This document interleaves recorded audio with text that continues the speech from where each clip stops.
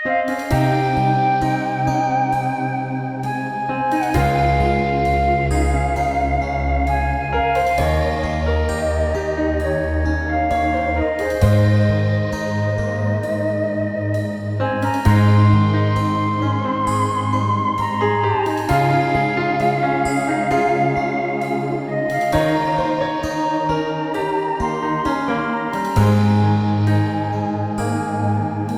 lung in phat song si ana ko sing o Giêsu đây là hậu sing si na min có vợ rồi ye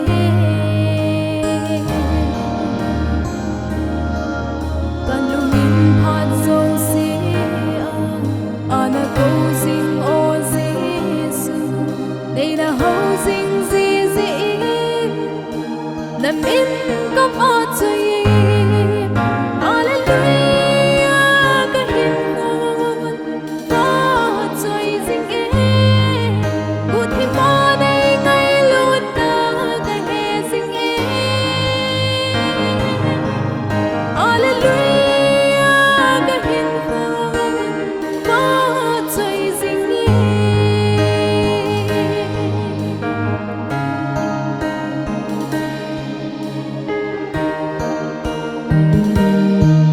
na hung din ka nga zing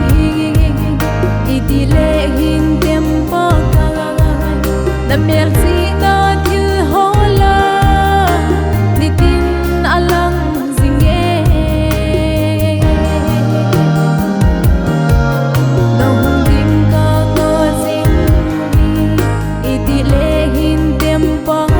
ka na merci na til hola nitin alang zinge Hallelujah cái hiền hồn vợ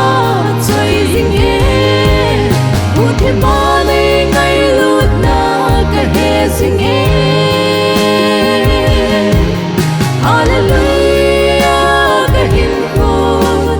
vợ trời zinge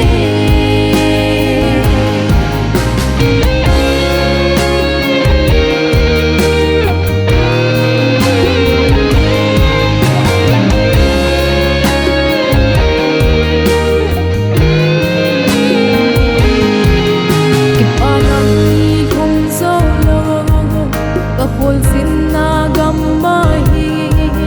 kat san ding zong